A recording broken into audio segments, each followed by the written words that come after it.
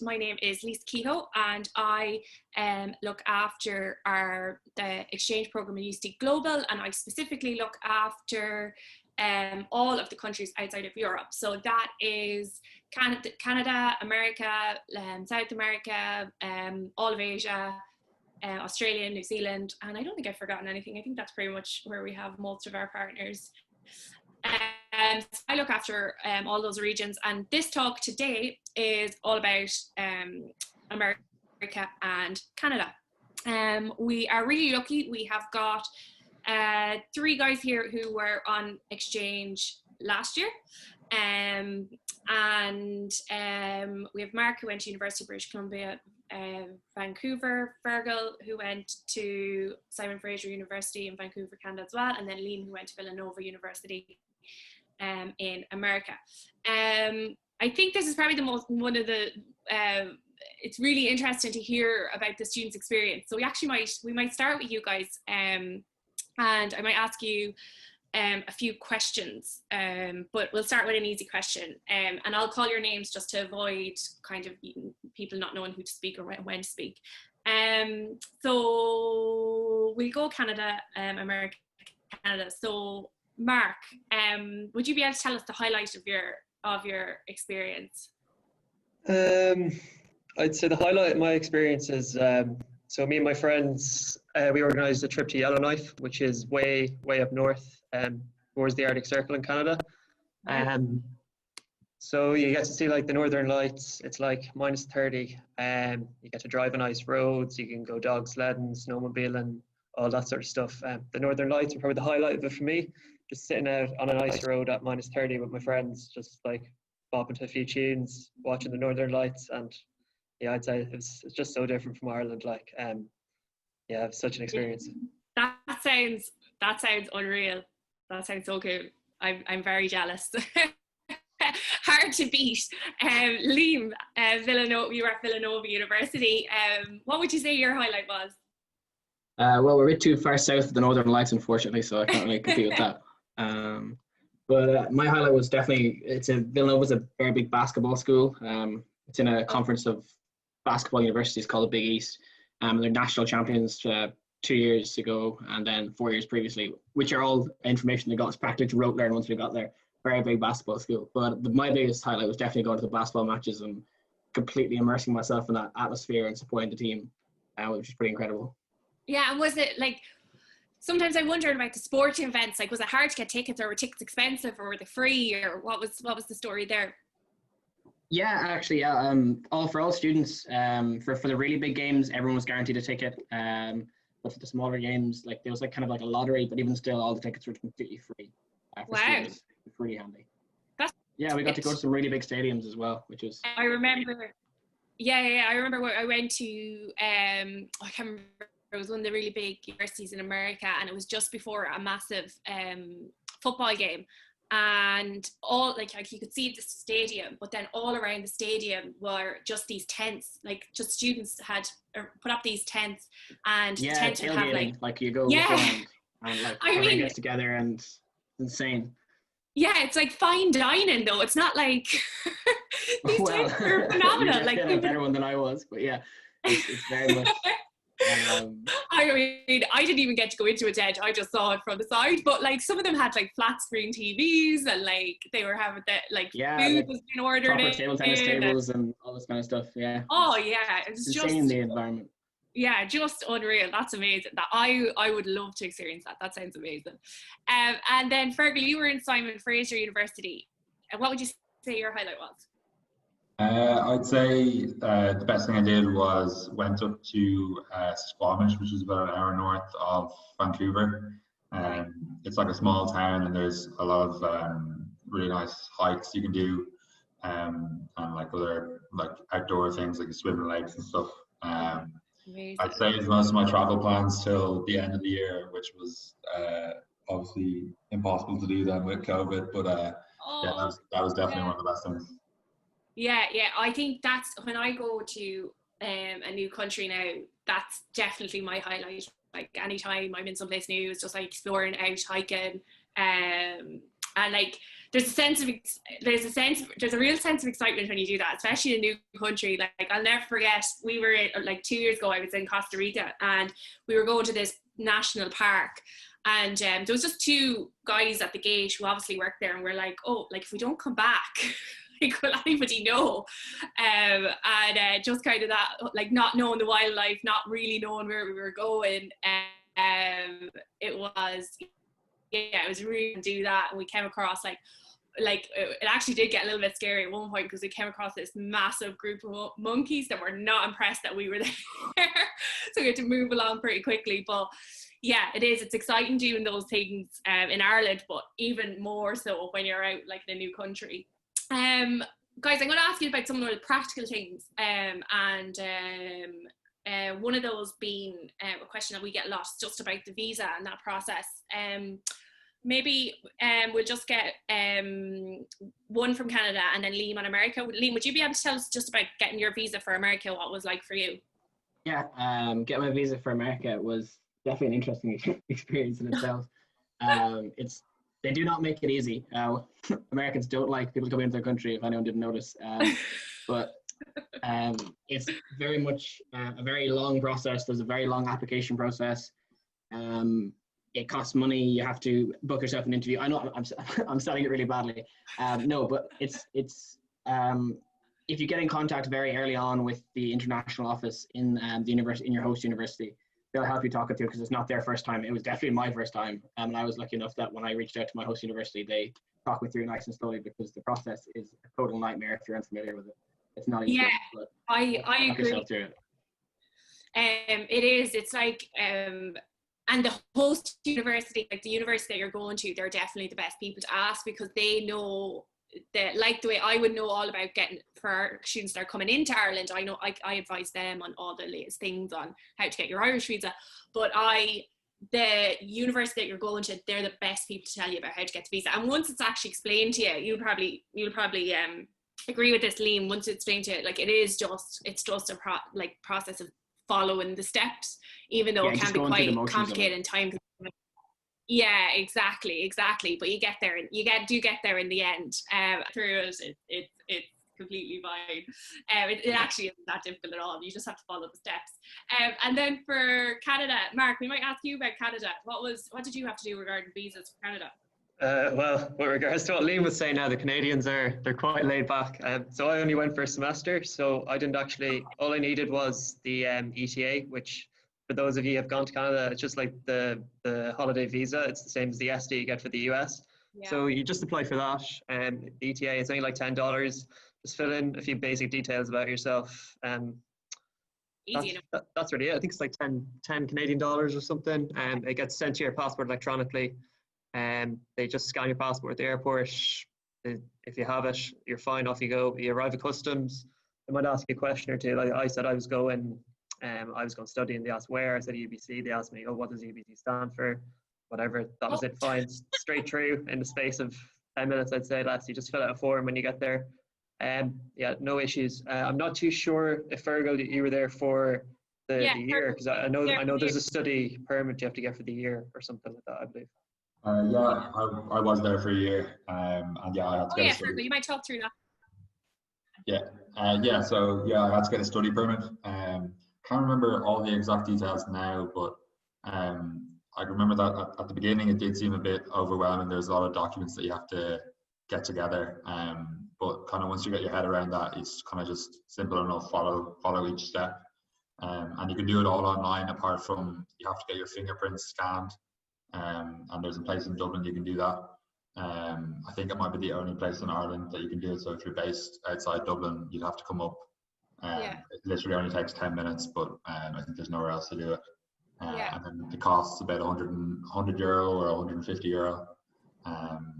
But yeah, that's perfect. Yeah, so basically, I suppose what we can take from this is it is a little bit like overwhelming, but you know what, I kind of feel like that with most applications, or most things, you know, when you have to go through a process, you first look at it and you go, oh Jesus, I've so much to do here. And actually once you get into it and figure it out, you know, these things are usually not that difficult to do at all. But it is great, I suppose, for the semester. The fact that, Mark, you were going for the semester, you just had to get the $10. Yeah, there is no fingerprints for me or anything like that. Yeah, It's very really. laid back. Yeah, that's brilliant. So we've covered visas. I might just ask you a list of questions here.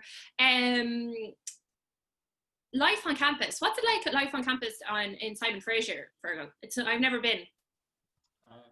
Yeah, I enjoyed it. The campus is on top of a small mountain, about 45 minutes into kind of downtown Vancouver on a bus. And the campus is like in Burnaby, on Burnaby Mountain. So you're a little bit cut off from Vancouver, but the campus itself is nice. It's kind of it's a bit smaller than UCD, I would say. It's kind of long and narrow, but it's I'd say a lot of the buildings would have been built in kind of the 60s, 70s as well. So it has that kind of similar feel to a lot of the buildings in UCD. Okay. And then the teaching and like assessment methods were pretty similar as well. I found like a lot of continuous assessments and final exams that were worth maybe 40%, that type of thing. Yeah, similar enough to UCD in that regard then. Yeah.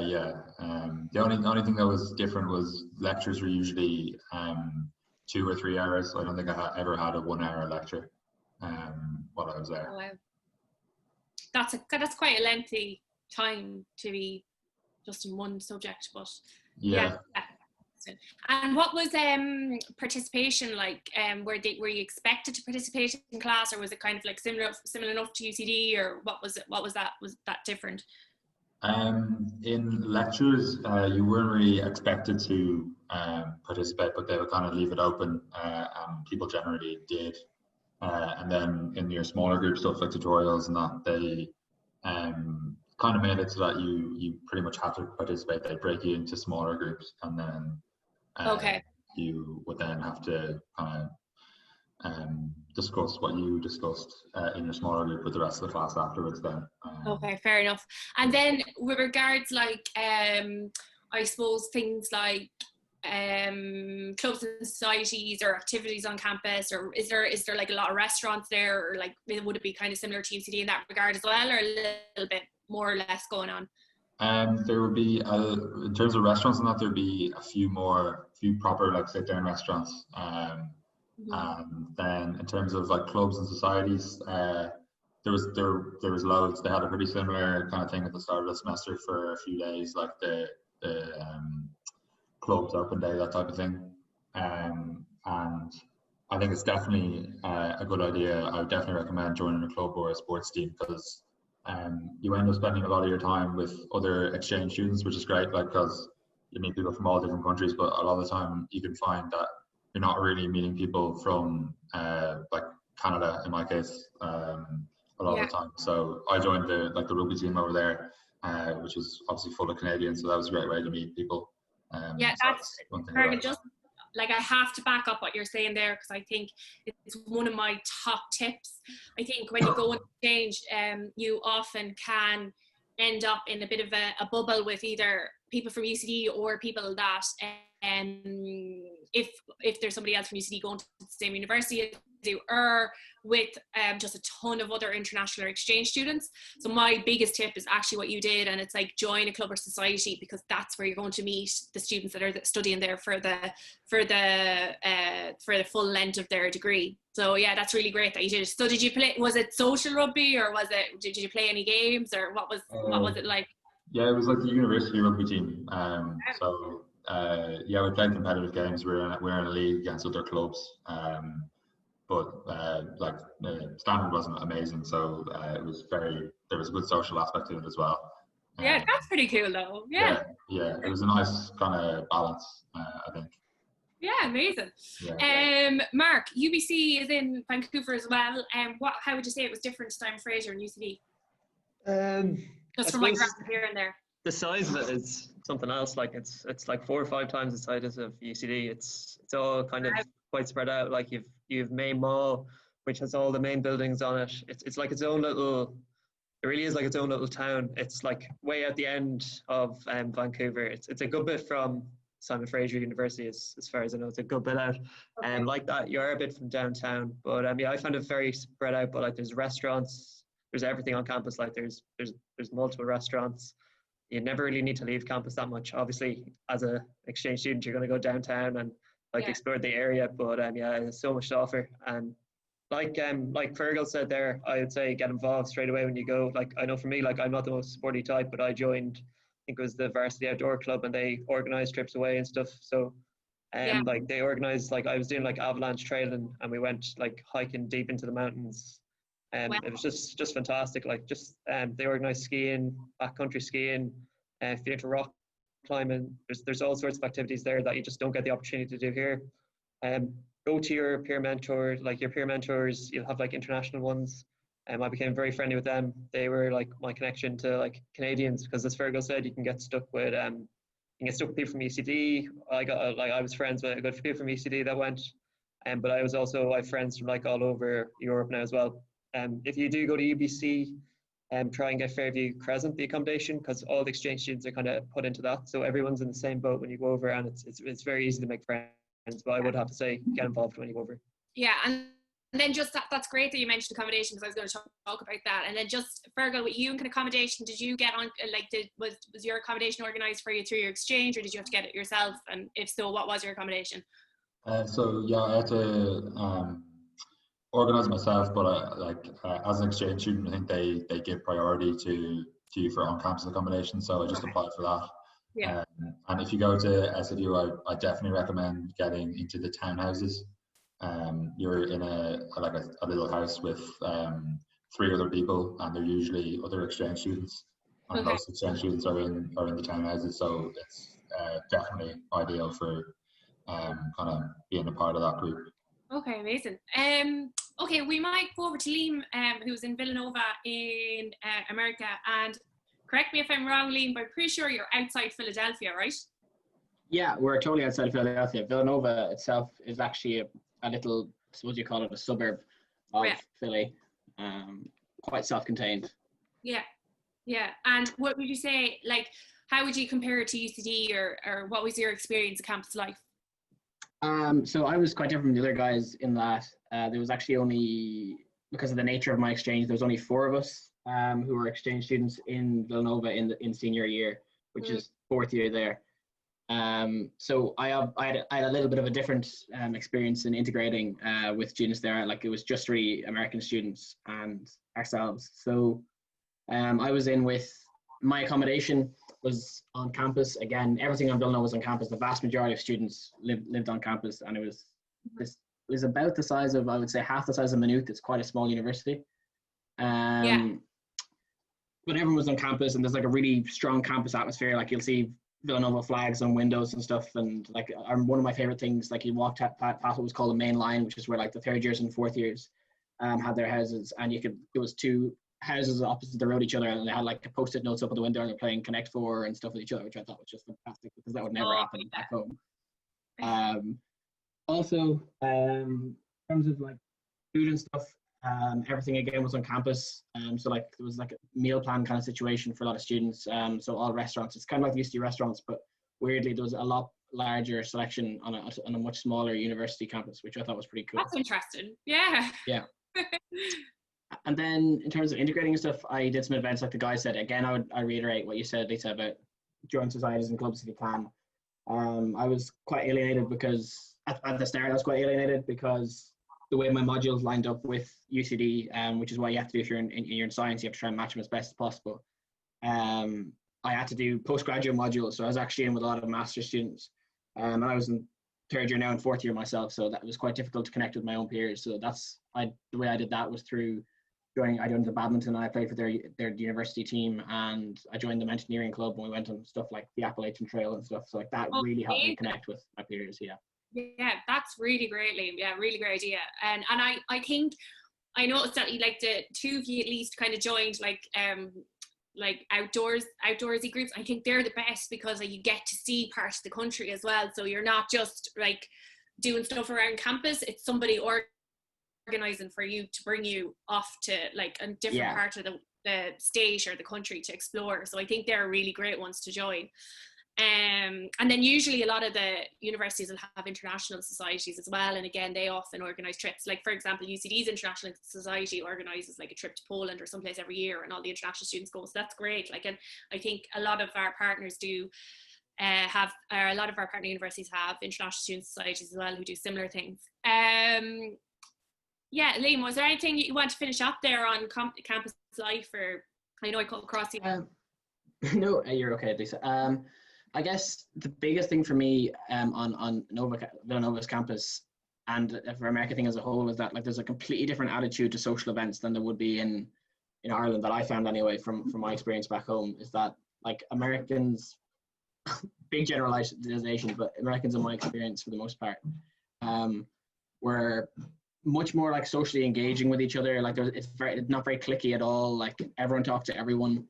It didn't matter what your course or where you're from or anything like that.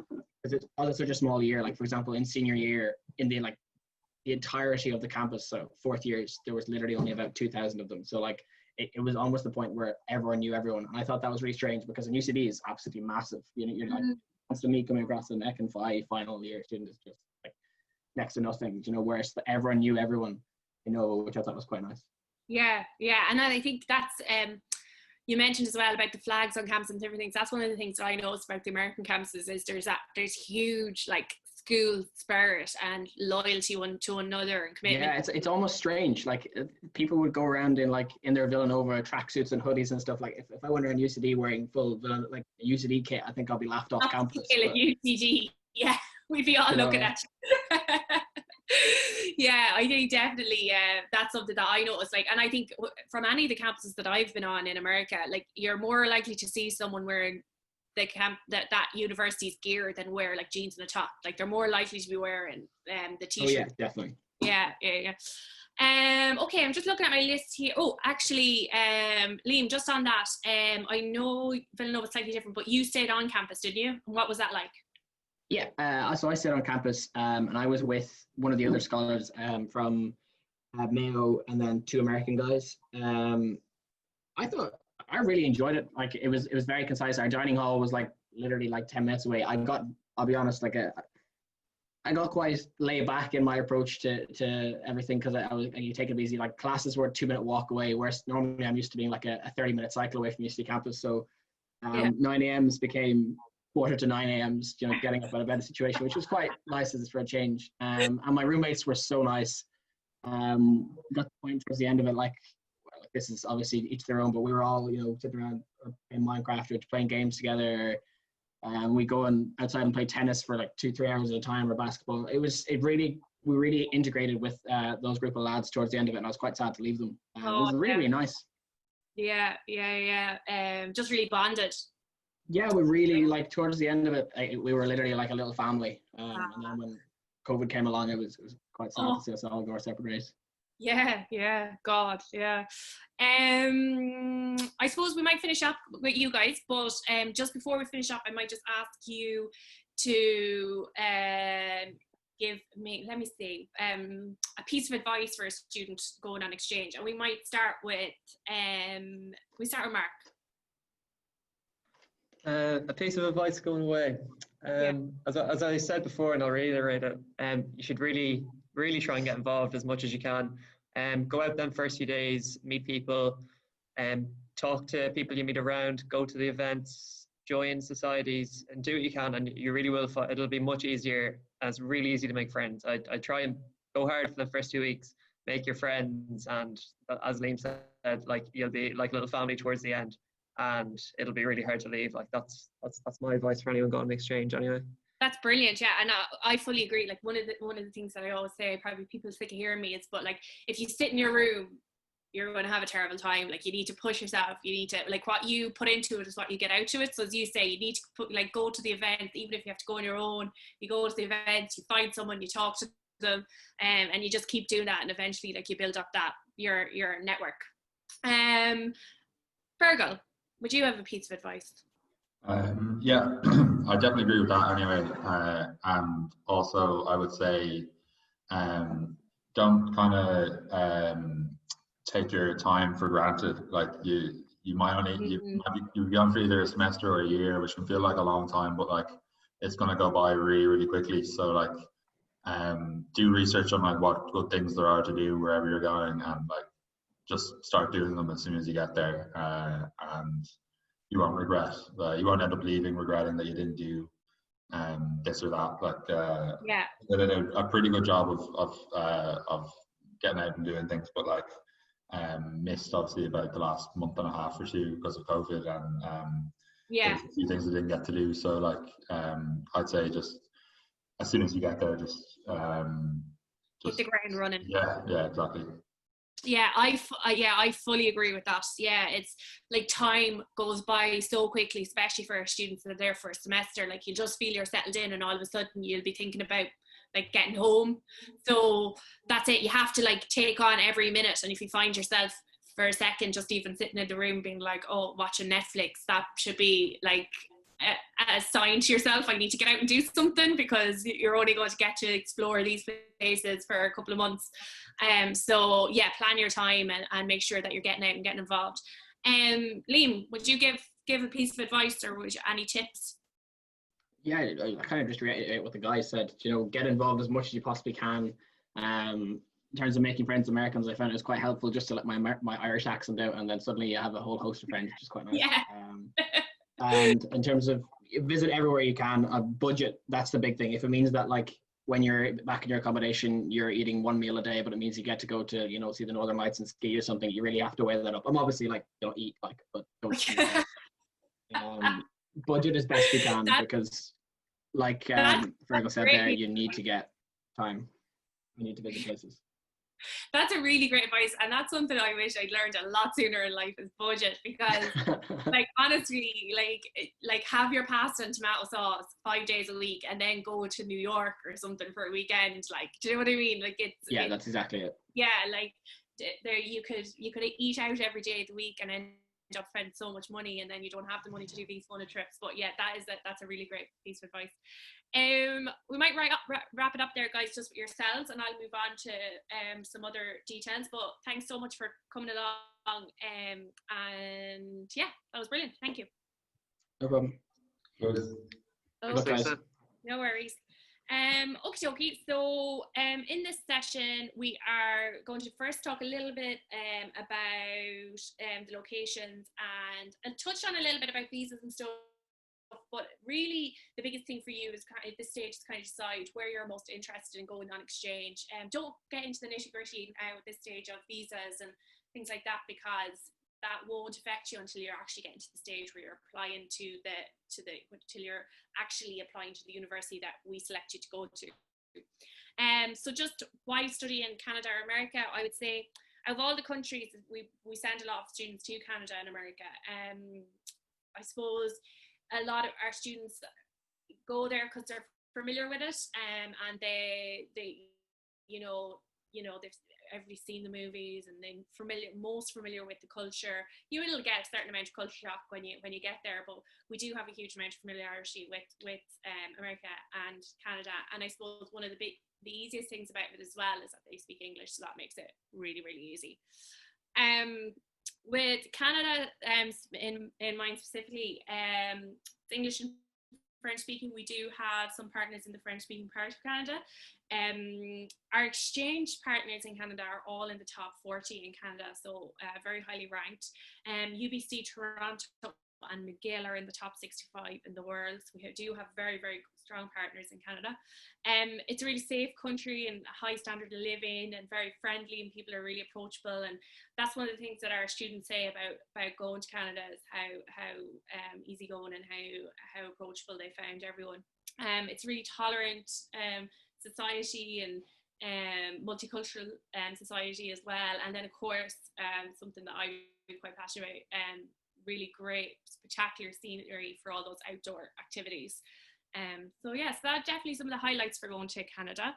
I've mentioned some of the partners, but just so you can see them, We have University of Toronto, University of Montreal, Queen's University, McGill University, University of British Columbia, and Simon Fraser. So one of the ones that you might not be as familiar with is Queen's University. It's actually on the east coast of Canada, and it is in a small town just on a lake, really beautiful, and it's becoming really popular with UCD students, and they're having a really great time there. You've heard from the guys that went to British Columbia and Simon Fraser. That's on the other side of the country, and in Vancouver. So yeah, we'll just scroll down to the next one, and we'll tell you a little bit about the visas, but you have heard from the guys of their experience with the visas. So as Mark was saying, it's, if you're only going for one semester, you don't need to get the study visa, you just have to do the, I think it's like the travel visa. So that's really easy. If you are going for the full year, then you do have to get the other type, the student visa, which is what Fergal got. And he did say it's a bit of a process, but even though these things do take a bit of thought, they're actually end up being quite straightforward. So don't become overwhelmed by it. And if you ever do have any questions about it, the partner universities are really, really helpful. So our universities over there will be back to you almost straight away to answer your questions. If you're going to Quebec, you have to apply for the CAQ before the study permit. But again, don't get too bogged down on this. When it comes to that stage, the university that you're going to will help you out. Important to note that study permit holders can work on campus, but they can't work off campus. And as a general rule, we don't recommend our students that go on exchange to work.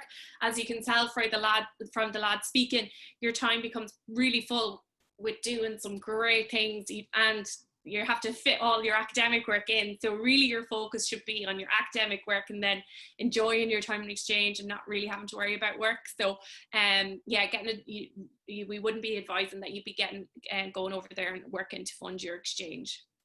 Definitely worth checking out the cost of living. There's different websites that will show you how to do that. And actually the universities that you're going to, they all have a page that tells you the approximate costs of living. So worth checking out. And something I didn't talk to the guys about, but was health insurance, and that comes in at around $350. And everybody has to get health insurance. It doesn't matter where you're going to. And you should also have to get travel insurance as well. So that's Canada. We talk a little bit about America. So again, in America, we're very lucky. We partner with some of the best universities in the world: Boston College, University of California, University of Colorado Boulder, UT Austin. Some of the things I notice about our students that study in America is if they do have flexibility on the courses that they can choose, you can really get some very interesting modules at the universities. Just to give one quirky example, we have had students in California that have done a 1-credit module in surfing, so that's pretty good.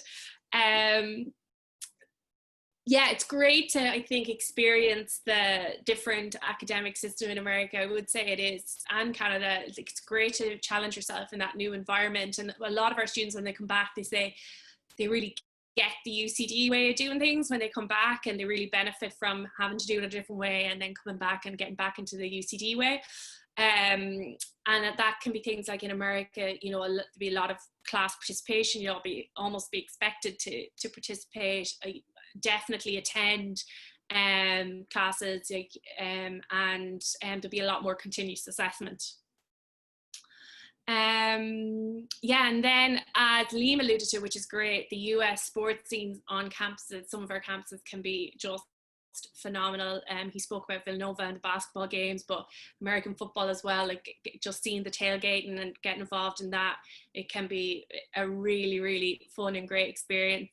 And as well as that, actually just learning or experiencing a little bit more about the sororities and fraternities, that can be very interesting as well.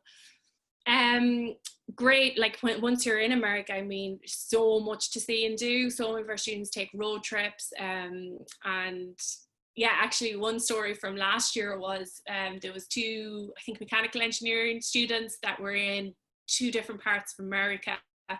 They both were doing traveling, went to the same tourist destination. I can't remember where it was. I think it could have been someplace outside Las Vegas, and actually bumped into one another there. So it's a really great opportunity to see the world, and there's so much to see and do in America. And then of course, depending on your location, weather could be a deciding factor there, or what you're into, whether it be the snow sports or the sun. And then finally, to finish up, I would say campus life on our American campuses I think it is something special. There's such, like Liam alluded to it as well, there's such a community spirit on campuses, and you can really see it, like any of the campuses that I walk through in America, you can really just see it, and it's really exciting, and they're really like fun places to be. So yeah, that's definitely something to consider when you are considering going to America. So our partners, towards the west side, we have University of Washington, University of California, San Jose State, and University of Colorado Boulder. Then more in the middle, this is a engineering partner. We have UIC, University of Illinois Urbana-Champaign, and then we have Purdue University as well. And then on the East Coast, a lot of partners on the East Coast, we've got Vermont, Connecticut, Boston College, Maryland, Virginia, American University, Richmond, University of North Carolina, Chapel Hill, Georgia Tech, which is an engineering partner as well, so for engineering students, and University of Miami. University of Maryland is actually really, really close to Washington, DC. It's like, I couldn't believe it. It actually only took like 30 minutes on a train that runs quite regularly, like similarly to the DART, or God, I can't think of it now. Yeah, the DART, or the train that runs out to Maynooth. It's in and out. So definitely a fantastic university and worth considering. And I think sometimes people don't consider it because they think it's quite far out or not near a city, but it was really accessible. And then American University, that is similar enough to UCD, regards it's in Washington, DC as well. And it is, when I say similar to UCD, it's because it's proximity to the downtown of DC, and it's in the embassy area as well, similar to UCD. Yeah, we'll go on to the next slide. So just some practical information about the US. Again, visas, we talked a little bit about like that. It is a bit of paperwork, but it's definitely manageable. Anybody can do it. And if you do ever get stuck, there's always help out there for someone to point you in the right direction. The host university or the university that you're going to usually have the most specific information on what you need to do. Regards working, again, just to reiterate it, we don't recommend that you work when you're on exchange, but sometimes, depending on the visa that you get, you are allowed to work on campus for 20 hours. But believe me, these jobs are like gold dust. I've only ever known one UCD student in the 3 or 4 years that I've been working in this program that has actually managed to get a job on campus. So yeah, those jobs go to the students that are doing their full degree there. They don't really want someone that's just going to be there for a short time. Definitely worth checking out the cost of living. This can vary between, like, even within state. So look into this, look at the university's website, just go Boston College cost of living, and a page will come up of how much they think a student needs to live there. Just remember, actually, and this is really important, that that you don't pay the university's tuition fees. So you will only, whether you're going to Canada, America, Asia, wherever it is, Europe, you never pay that university's tuition fees. You continue to pay your UCD tuition fees. So anytime you look at those websites, it'll say the cost of tuition, and you can ignore that amount of money and just put in what your UCD tuition is when you're doing your budget. When it comes to America, one of the biggest expenses can be accommodation and health insurance. Accommodation can be expensive, but what's great about it is that's usually on campus, so you don't have to worry about getting to and from class. It is sometimes includes a meal plan, so again, that you're not, like, it might be expensive, but it's actually all your food covered for the entire time that you're there, unless you're traveling. So yeah, it's worth, like, again, it's really important that you do your budget and take all those things into consideration. Health insurance can be and is, it's not can be, health insurance is expensive in America. So again, you will find out how much that is on the websites for your different universities that you're applying for. So definitely worth considering that when you're doing up your budget. Some of the highlight universities for America, because there's a lot there, so you don't want to get overwhelmed, but these are just things to consider. University of Purdue and University of Virginia are very, very highly ranked universities. University of Miami is a university that sometimes our students don't consider, but actually we're due to send 3 students there. We do send students every year, and it's picking up the level of interest. But yeah, sunshine can be fun, and beaches, which is great as well. San Jose State University is a great alternative if you really want to go to California and you don't get University of California. San Jose State University is a great option, alternative option. It's very close to San Francisco and it's in Silicon Valley, so that's really interesting. And then University of Vermont and University of Richmond. If you're a bit conscious of, like, or maybe you're just a bit more interested in a smaller campus, University of Vermont is beautiful, and then Richmond University is probably our smallest university in America that we send to. So yeah, just if you're looking for something a bit more intimate.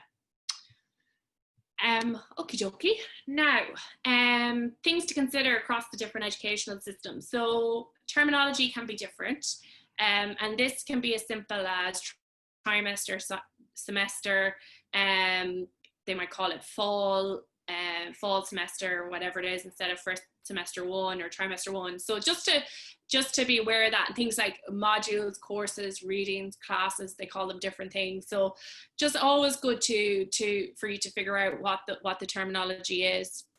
Assessment can be a little bit different. I would say probably expect more continuous assessment. And as I was saying, participation as well, I would expect that you'd have to participate a lot more, especially in the American partners. And size, so as we were saying there, UBC, it was I think Mark that was saying it's nearly 4 times the size of UCD. So just prepare yourself for that, because already UCD is quite big. But then we do have those real small partners as well, like University of Vermont and Richmond University, that you could consider too. Then the level. Actually not too sure what I was going to say on level. Bear with me and I have a quick look at my notes here.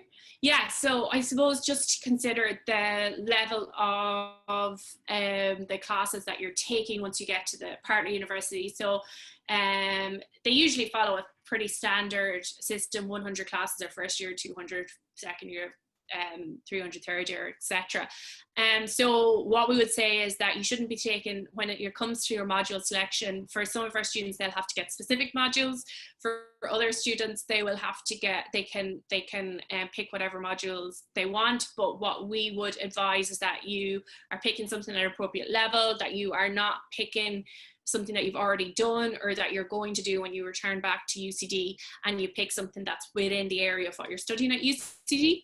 And this will stop the back and forth between when you have to get your module signed off on and what you're going to study when you're away. So there's some things to consider. Expectation in relation to academics. In some of our universities, they would have very close relationships with the students.